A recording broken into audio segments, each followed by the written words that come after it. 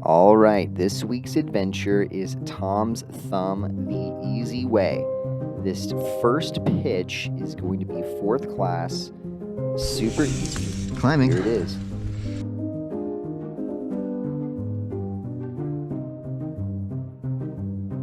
You can see I built a little anchor there. It's because my belayer is actually standing on a ledge. Can't really see it because of the bushes, but just a little safety thing you can do to increase everyone's safety here.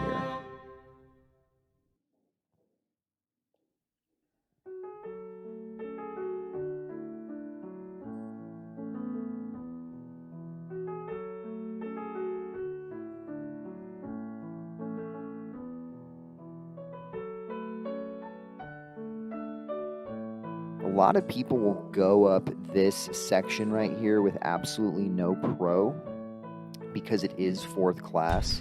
Yikes. But again, there's that ledge. There is some loose stuff, by the way. Huh? And that's when a lot of accidents happen. It's when people think what they're doing is not a big deal. You know, it's fourth class, so it's not a big deal, I'm not going to fall. Next thing you know, on a route like this, you pull off a rock and fall, and you and your belayer are dragged off the ledge. No good. So just play some pro, even though it's fourth class.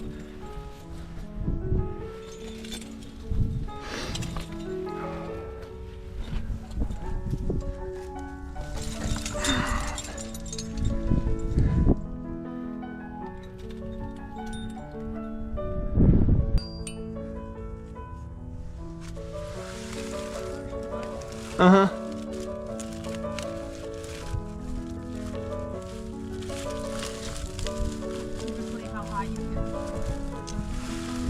Well, it's fourth class. So my belayer, Kalina, is being a good risk manager there and asking me if I'm going to place something, because I am getting a little high to not have any gear. So here we are. I'm also trying to place less because of the drag. So I've said this is a two-pitch route, and most people do it in two pitches. Clipping. But I'm going to do it in one. Clipped.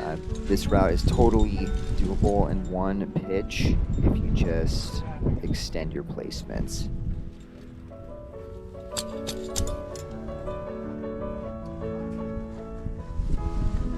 So this is the original route up the thumb.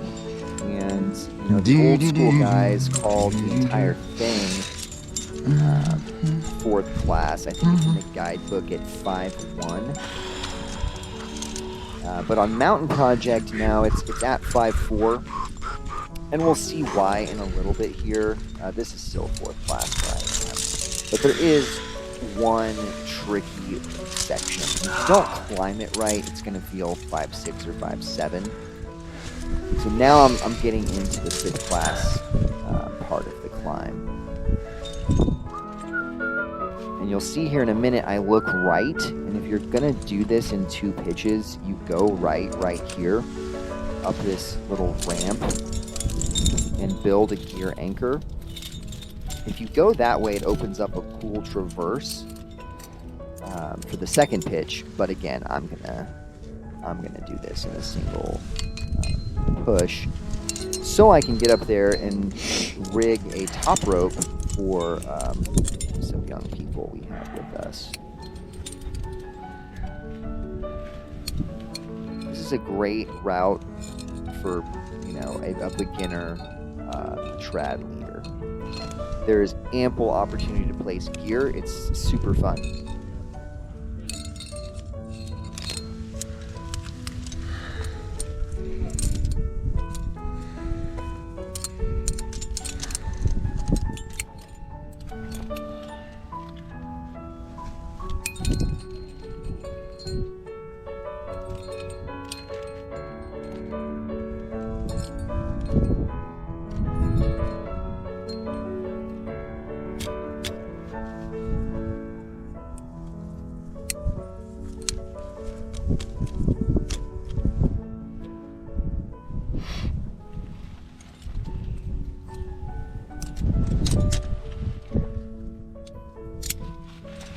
Clipping.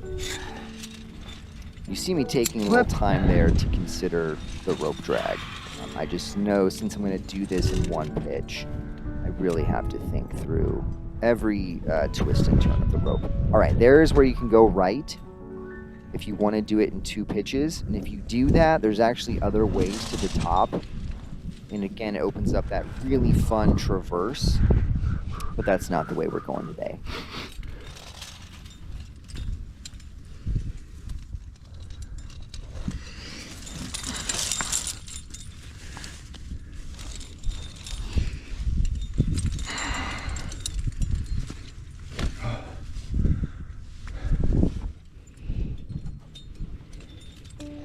You can see I'm trailing that orange static line behind me, and that is what I'm going to use to build a huge anchor once I get up there.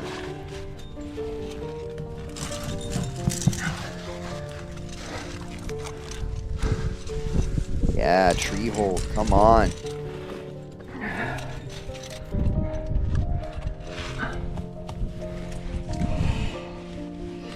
Some people will belay from this tree, by the way, if they're doing it in 2 pitches, but I'm not really sure why you would do that, to be honest with you.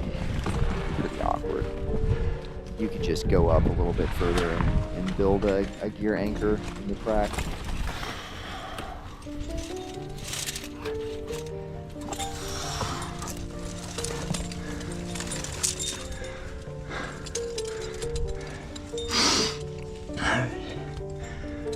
Cool, so that dual crack system is the crux of the route, and this is the part of the climb that trips people up.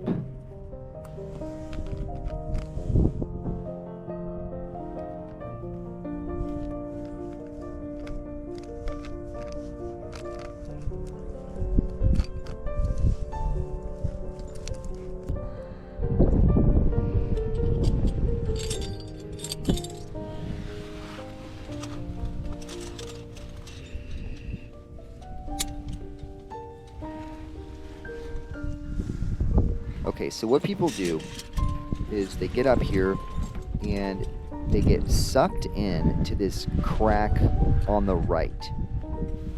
And if you try to climb that crack on the right, which I'm not quite there yet, but you'll see in a second. Right there. If they get sucked into that, it's off-wit, and it requires off-wit technique. It's not super hard, but it's going to feel way harder than 5-1 or even 5-4. So you'll see what I do is sink a number 5 in there, because why not?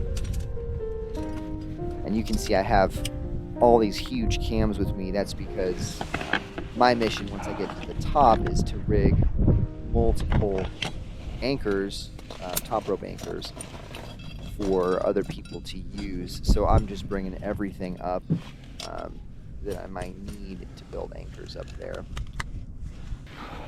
Okay, so here's the easy beta. You stay out of that crack altogether, and you just stem the whole thing on the outside, and then it really will feel 5-4. This is the easiest way to do it. Here's the cheat code.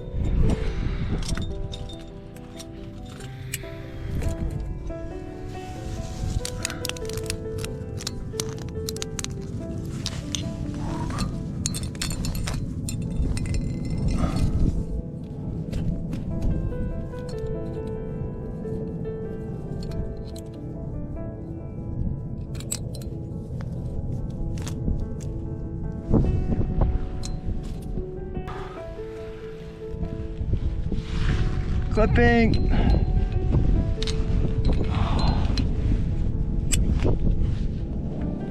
Clipped. Right. Probably seems like overkill, but I do always try to keep 2 pieces between me and the hospital, even when it's easy.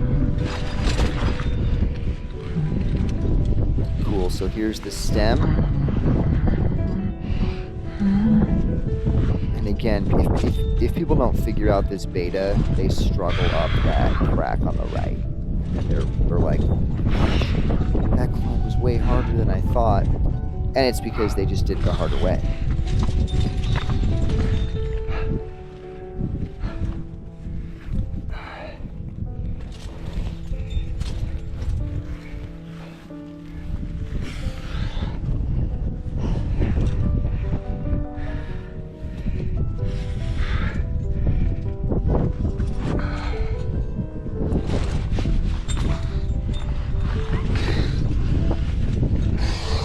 So that was the crux move right there. Again, I mean, this is a 5-4 route. It's the easiest way up. And the old school guys called it, you know, 5-1 or 4th class or whatever. One thing you'll probably notice about this climb, like most easy trad climbs, is the fall zones are not good. You know, just by nature of the low angle nature, the ledgy nature of these easy trad climbs, you know, you don't want to fall. And even though it's easy, you want to place a lot of pro, especially if there's a ledge below you.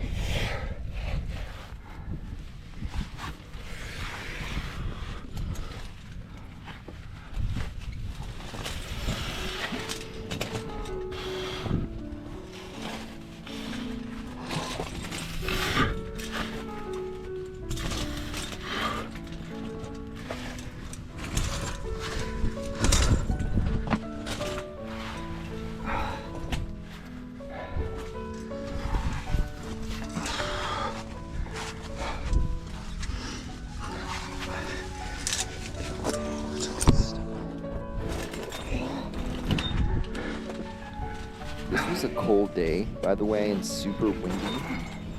At this point, I'm pretty protected from the wind. But you know, for Scottsdale, I should say, this was a pretty brisk January day. I guess I should have mentioned earlier, the approach is no joke for the thumb. So it is 1,200 feet up and 2 miles. The trail is great. Fast people will get up there in an hour, and not so fast people will get up there in an hour and a half or 2.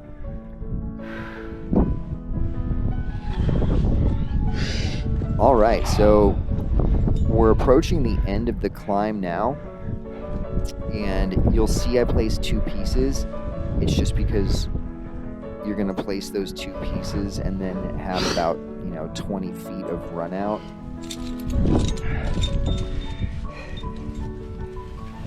And the rock under this roof is slick. So always look ahead. If you see you're not going to get another piece for a while, place 2 so that you can build in some redundancy.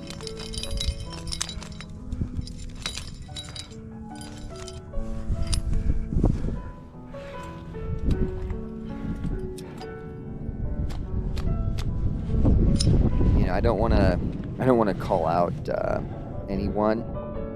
Everyone is responsible for their own safety, but we did run into some other climbers out there this day, and they were like, "Wow, you have huge gear!" Like, it's kind of implied, like that's not necessary. What are you doing? Which is fine. People are gonna make comments like that. They were nice. However, I watched them climb, and they climbed partially this route, and then they went up a crack just next to this 5/8 crack. And I was watching them climb, and they didn't have that crack requires 2 4s to do it safely, and they didn't even have 1 4. So they just didn't place any gear for the last 40 feet of the climb, which means they were free soloing. I don't quite know why I share that, but if you follow the channel, I am pretty risk conscious. My background as a former Army officer, I was really trained to think through risk, and make things as, make dangerous things as safe as possible. And rock climbing is a dangerous thing. So I do want to make it as safe as possible. And so that is a common theme I've noticed, is people will kind of mock you. It's all in good fun or whatever, but kind of mock you for being concerned about safety.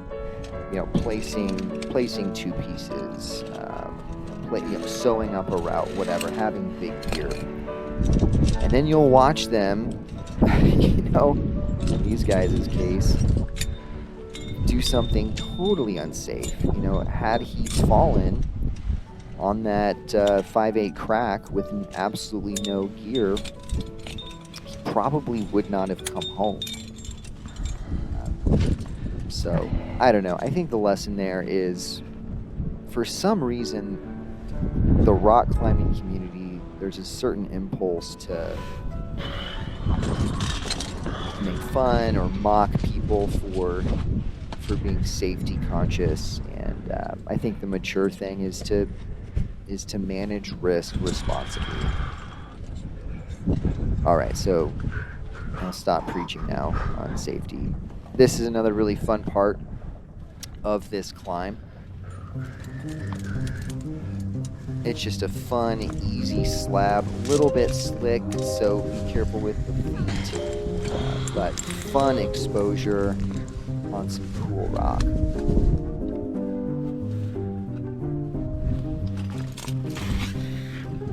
And you could get some gear in there, but it would be kind of a bizarre place to stop. There's really no need to stop there.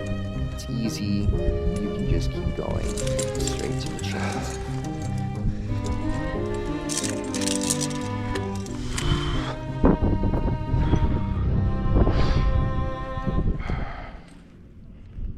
You see, I am going to have some rope drag there. I probably should have extended that last placement with the double length runner. It is feeling quite heavy at this point, but I'm so close. I stopped there for a second. I thought about placing a piece, and I thought that was maybe a bit overkill. And then you get to this cool protected spot. There are chains there to the left. You can go right and go all the way to the summit, which I'll show in a moment. But this is, if you're going to do west corner, which is what this route is called, you can either go to the top or you can belay right here. And I chose to belay right here, bring up my partner, Kalina. You're on candid camera. So that we can get to work building some top ropes. I'll show you one of those systems in a moment. One of them we build. How was that? Bowline around a boulder is one leg. We use a bolt on another leg. And that's not the one you're going to see. Oh, I was going to try to closely. have you do it the other today. one, there's a bunch of bolts on the summit. Was it the dual crack? Look just semi-sketch. Yeah. So we basically end up doing bunny ears figure 8 twice for both legs. So basically the whole system is on 4 bolts. So more than good enough. Cool. So this was later. This is me rigging a top rope to bring up some kids.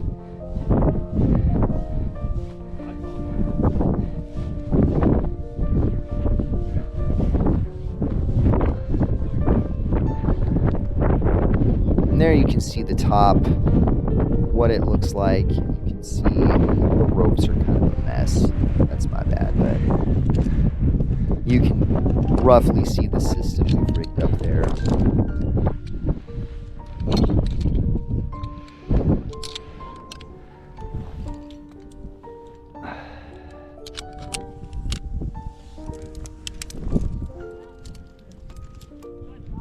That's just me making sure I don't drop the rope.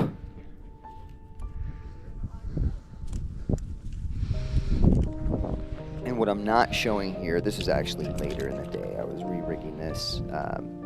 is I did put in some directionals, so there are some cams down there, so the students or the young people, they're going to come up that same route that you just saw, but I do have some key cam placements that the climbing rope is going through. So all we'll have to do is unclip and then reclip on the way down, pulling up my instructor tether right there, which I was using earlier. Now we're good to go.